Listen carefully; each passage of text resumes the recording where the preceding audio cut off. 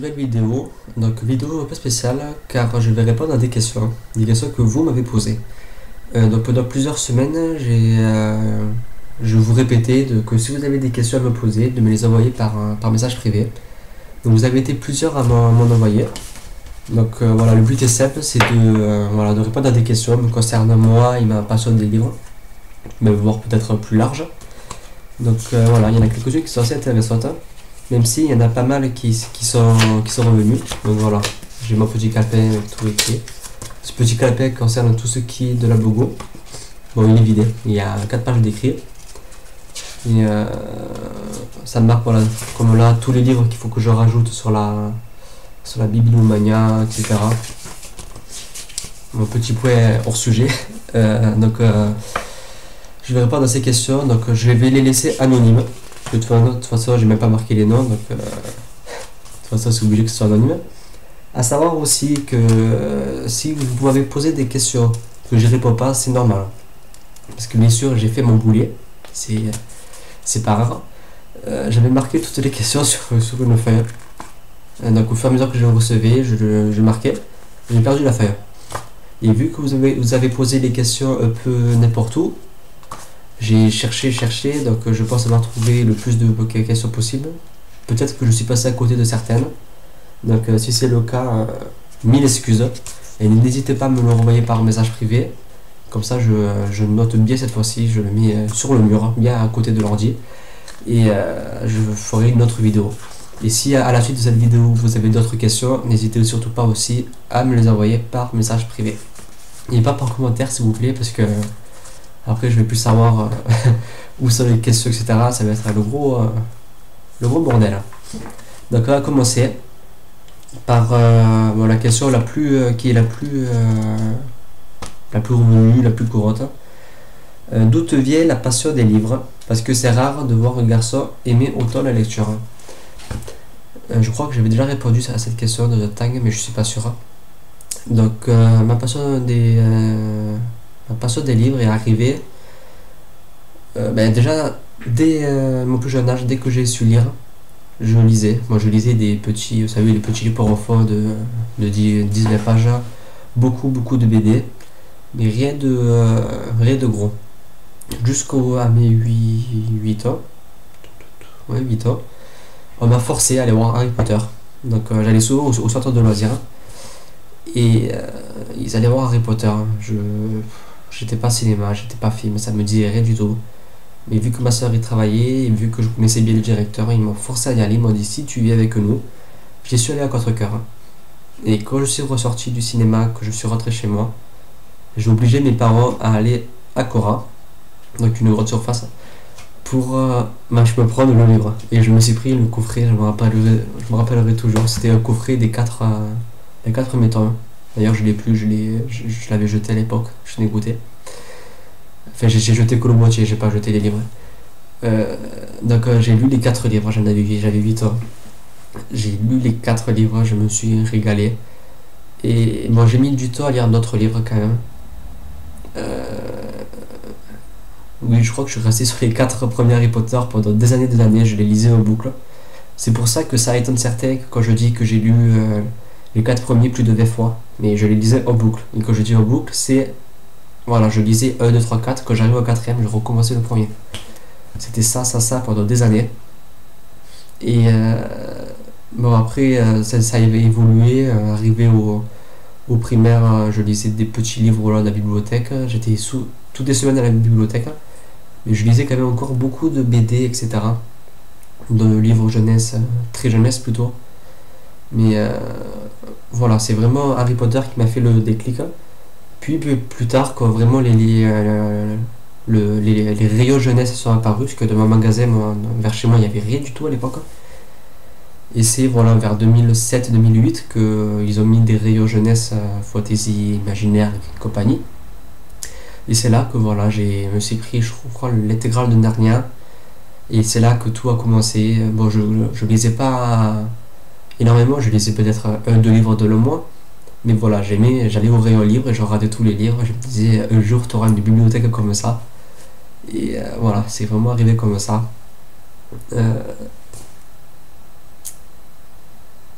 voilà, c'est.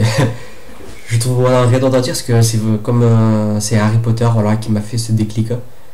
Et après, le deuxième déclic, ça a été bien sûr mon inscription, ma venue sur internet, ma venue sur les sites de livres, Livratics, sur les blogs, etc.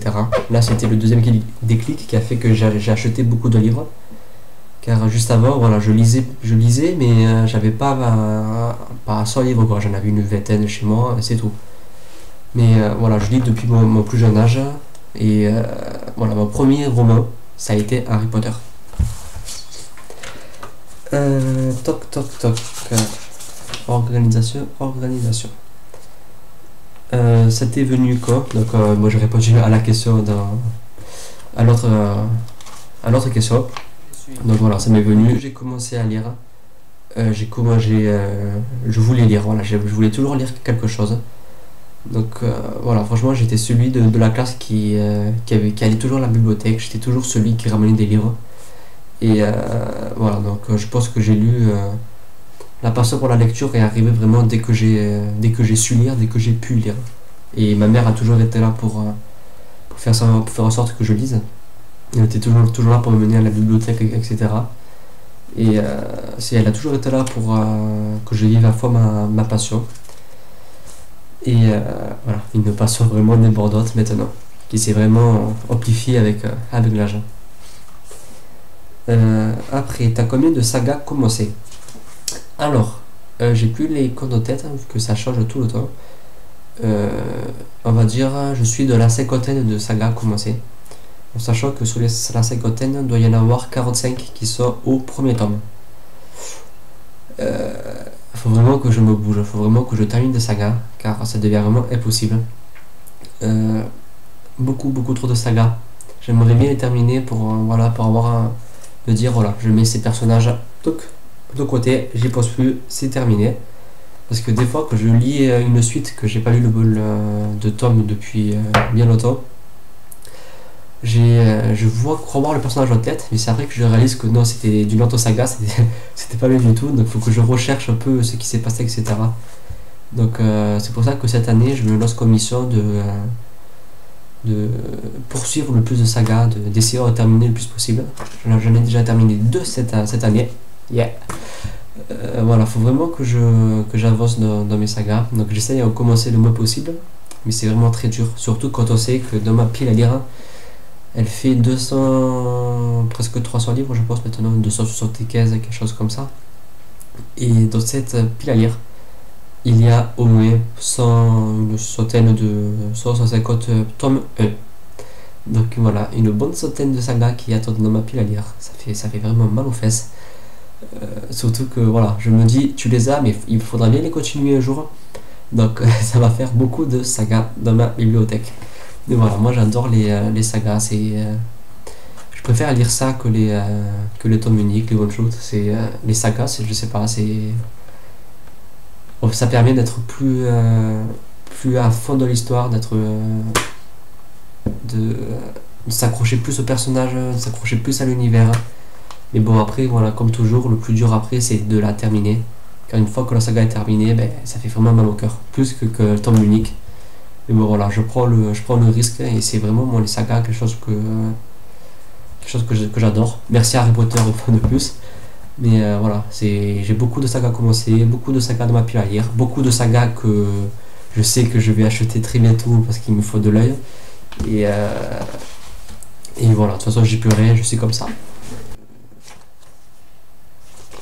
J'ai écrit deux fois la même question. Donc je crois que je me suis trompé quelque part. Lis-tu le résumé d'un livre avant de lire le livre lui-même?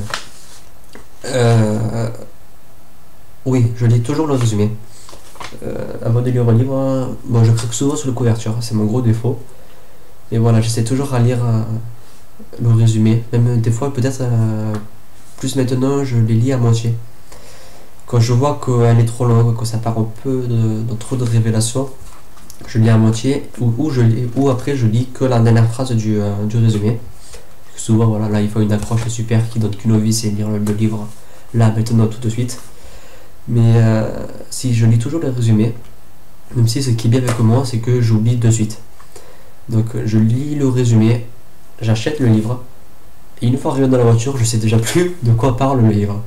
Comme ça, c'est bon, quand je commence à lire le livre, je peux entrer dans le livre facilement vu que j'ai aucun souvenir de l'histoire. Donc voilà, c'est totale découverte, totale surprise. Et ouais, franchement, c'est bien d'avoir une mémoire comme ça. Ça fait du bien de lire un livre, de ne pas savoir du tout où on va. Parce qu'on sait si on l'a acheté, c'est qu'on a aimé le résumé. Donc voilà, il n'y a pas de doute sur ça. Mais voilà, je lis et je découvre. Des fois, je dis, mais pourquoi j'ai acheté ce livre? C'est pas du tout mon truc. Mais voilà, si je lis les résumés, mais je les oublie vite. Donc c'est comme si je les lisais pas. Et ça m'aide surtout dans mes choix d'achat. Même si des fois ça peut m'arriver de ne pas lire les résumés. Je pense surtout bien sûr aux sagas, au tome 2, 3, 4, 5, 6 machin, qui souvent spoilent les livres. Et vu que j'achète des tomes de saga quand j'ai pas encore lu les tomes d'avant, faut surtout pas lire les résumés vu qu'ils nous spoilent le 3 quarts du temps les choses fondamentaux des autres tomes. Donc voilà, je lis les résumés surtout des tomes 1 pour savoir un peu dans quoi je vais me lancer, de ne pas acheter une saga qui va pas du tout me correspondre. Mais si voilà, donc je lis les résumés et ça me stresse que je me suis mis 2 fois la même question. Donc je pense que j'ai oublié une question. Donc j'avais une autre question aussi posée, c'était combien de livres j'ai dans ma pile à lire. Donc je crois que j'ai répondu tout à l'heure, j'ai environ 275 livres dans ma pile à lire, à peu près à 10-20 près.